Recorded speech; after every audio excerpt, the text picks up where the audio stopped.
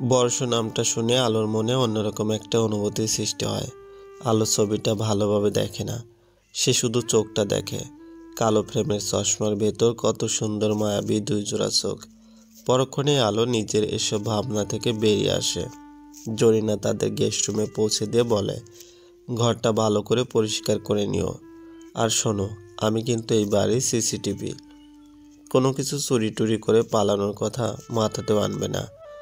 জরিনার কথায় আলো খুব অপমানিত বোধ করে। আলো জরিনার মুখের উপর বলে দেয়, আমরা কোনো চোর নই। যদি কিছু চুরি করতে হয় তাহলে আপনার সন্দেহগুলো চুরি করব। কথায় বলে, মায়ের চেয়ে মাসির দরদ বেশি। আপনাকে দেখে সেটা বোঝা যাচ্ছে। এই বাড়িটা যার, তিনি আমাদের থাকতে দিলেন, আর আপনি এমন ভাব করছেন যেন বাড়িটা আপনার। আলোর কথায় ক্ষেপে যায় জরিনা। শোনো মেয়ে, এই বাড়ির সবাই আমাকে পরিবারের সদস্য মনে করে। আমার সাথে লাগতে এসো না, নাহলে এই বাড়িতে টিকতে পারবে না। সুমনা ম্যাডামকে ভালো মানুষ পেয়ে খুব তো উড়ে এসে জুড়ে বসেছ। জরিনা আর না থেকে দ্রুত কদমে হেঁটে সেখান থেকে চলে যায়। জরিনা যাওয়ার পর আলো জোনাকিকে বলে, আপু চল না এখান থেকে যাই। এত অপমান আমার সহ্য হচ্ছে না। এই জরিনা মরিনার ব্যবহার খুব খারাপ। ভালো, তুই তো আবার আগের মতো হয়ে যাচ্ছিস। বিয়ের আগে যেমন বলতি, এখন আবার ঠিক সে আগের মতো কথা বলছিস। এই বাড়িটা সুমনা ম্যাডামের। তিনি যখন আমাদের থাকতে দিয়েছেন, তখন অন্য কারো কথা গায়ে মাখার দরকার নেই। ম্যাম, ওই মেয়েগুলোকে এই বাড়িতে থাকতে দেওয়া কি ঠিক হলো? জৈনের কথায় ব্রু কুঁচকে তাকায় সুমনা।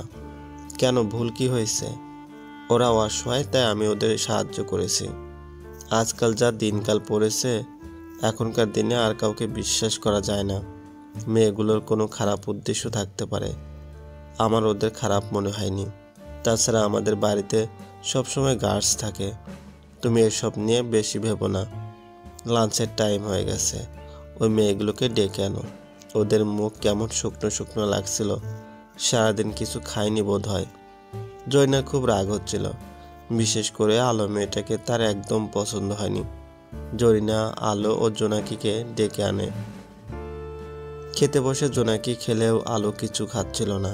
আলোকে চুপচাপ বসে থাকতে দেখে সুমনা বলে, এই মেয়ে, তুমি কিছু খাচ্ছ না কেন? খাবার পছন্দ হয়নি? না আন্টি, খাবার তো খুব ভালো হয়েছে। আলোকে আন্টি বলে ডাকতে দেখে জরিনা ভ্রু কুঁচকে তাকায়। সরি, ভুল করে আন্টি বলে ফেললাম। আন্টি ডেকো। আর জোনাকি, তুমিও আমায় আন্টি বলে ডাকবে। ম্যাডাম ডাকার কোনো প্রয়োজন নেই। তোমরা যখন এই শহরে এসেছো, তখন কি করবে ভেবে রেখেছো কিছু? জোনাকি উত্তর দেয়, ভাবছি আমার বোনটাকে কোনো ভালো ভার্সিটিতে ভর্তি করাবো, আর আমি কোনো কাজ করব। তোমার শিক্ষাগত যোগ্যতা কি? Inter pass. তুমিও তো খুব একটা শিক্ষিত নও। তুমি আর পড়তে চাও না? জি না, আমার পড়াশোনা ভালো লাগে না। আমি কিছু একটা করতে পেলেই হবে। ইন্টার পাস নিয়ে এখানে তো ভালো কোনো কাজ পাবে না। আমি দেখছি কি করা যায়। আমার কোম্পানিতে কাজ করতে পারো চাইলে। আমার কোম্পানিতে কয়েকজন মেয়ে শ্রমিকের প্রয়োজন। বেতনও ভালো, মাসে 25,000 টাকা। আপনার কিসের কোম্পানি? চানাচুরের কোম্পানি। আরাম চানাচুর কোম্পানির মালিক সুমনা ম্যাম। এই কোম্পানিটা ওনার স্বামীর হাত ধরে দাঁড়িয়েছে। ওনার স্বামীর মৃত্যুর পর উনি আর ওনার ছেলে বর্ণ মিলে এই কোম্পানিটা চালাচ্ছেন। আলো খুব অবাক হয় জরিনার কথা শুনে। সুমনা এত ধনী, অথচ তার মধ্যে কোনো অহংকার নেই। জীবন ধারণও বেশ সাধারণ মনে হয়। আলো জিজ্ঞেস করে, এই বাড়ির কি দুটো ছেলে? হ্যাঁ, আমার 2 ছেলে, বর্ণ মাহমুদ এবং বর্ষ মাহমুদ। 2 ছেলে হয়েছে 2 রকম। বর্ণ প্রাণোচ্ছল, চঞ্চল, সবার সাথে ভালোভাবে মিশতে পারে। আর বর্ষ সিরিয়াস, সবসময় গম্ভীর মুখ করে থাকে, আর অনেকটা ইন্ট্রোভার্ট টাইপ। খাবার টেবিল জুড়ে শুনশান নীরবতা বিরাজমান। নীরবতা কাটিয়ে সুমনা বলে, জোনাকি, কাল থেকে তুমি আমার কোম্পানিতে যোগদান করতে পারো। আমি দেখছি তোমার বোনকে কোনো ভার্সিটিতে ভর্তি করানো যায় নাকি। কাগজপত্র সব তোমাদের সাথে আছে তো? জি আছে। আমি আসার সময় আলোর সব কাগজপত্র সাথে নিয়ে এসেছি। তাহলে ঠিক আছে, এখন যাও তোমরা নিজেদের রুমে। কোনো কিছু প্রয়োজন হলে জরিনাকে বলবে। কিছুদিন না হয় এখানে থাকো, তারপর একটু এখানকার পরিবেশের সাথে মানিয়ে নিতে পারলে আর একটু এস্টাবলিশ হয়ে গেলে অন্য কোথাও গিয়ে থেকো। আপনাকে যে কি বলে ধন্যবাদ জানাবো আমি বুঝতে পারছি না ম্যাডাম। আপনি না থাকলে আমাদের যে কি হতো। তোমাকে বলেছি না আমাকে আন্টি বলবে। কাল তুমি আমার যা উপকার করলে। কিছু প্রয়োজনে আমায় চট্টগ্রাম যেতে হয়েছিল। ঠিক ছিল বিমানে আসবো, কিন্তু ফ্লাইট ক্যান্সেল হওয়ার পরে বাধ্য হয়ে ট্রেনে উঠেছিলাম। আসলে আজ সকালে আমার খুব গুরুত্বপূর্ণ একটা মিটিং ছিল, আর এই ফাইলগুলো খুব ইম্পর্টেন্ট। আমার ছেলে বর্ণ এসব দেখে। এখনও দেশের বাইরে আছে, কাল হয়তো ফিরে আসবে।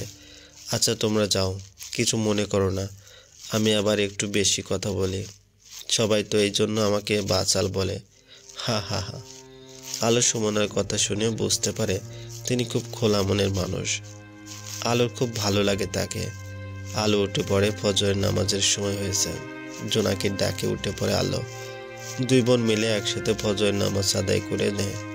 জোনাকি আলোকে বলে, আজ তোকে ভার্সিটি যেতে হবে। সুমন আন্টি বলেছেন তোকে ভার্সিটিতে ভর্তি করে দেবে।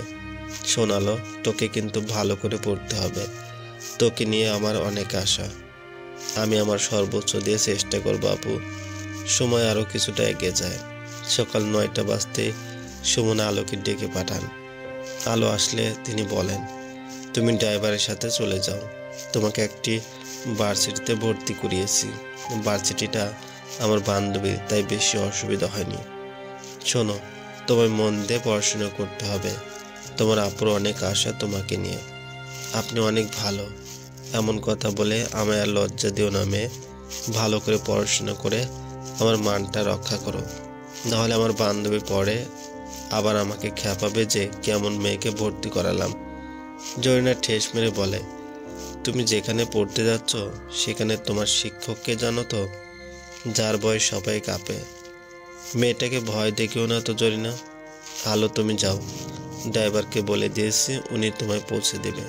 জোনাকি গাড়িতে তোমার জন্য অপেক্ষা করছে। আলো বাড়ি থেকে বেরিয়ে যায়। আলো চলে যাওয়ার পরে জরিনা কাউকে ফোন লাগায়। অপর পাশ থেকে ফোনটা রিসিভ করতেই জরিনা বলে, তোমাকে কাল বলেছিলাম না সুমনা ম্যাম দুটো মেয়েকে এনে এই বাড়িতে তুলেছে। সে মেয়েটাকে আজ আবার ভার্সিটিতেও দিয়েছে। তুমি যে ভার্সিটির টিচার সেখানে। তুমি তো চেনোই সুমনা ম্যামকে, উনি কত সহজ সরল। তুমি মেয়েটাকে ভালো করে পরখ করে দেখবে। আমি একেবারে গ্যারান্টি দিয়ে বলতে পারি ওর মধ্যে কোনো ঘাপলা আছেই। আচ্ছা আমি দেখছি। ওপাশ থেকে ফোনটা কেটে দেয়। জয়না পৈশাচিক হাসি দিয়ে বলে, আমাকে অপমান করার ফল তুমি পাবে আলো।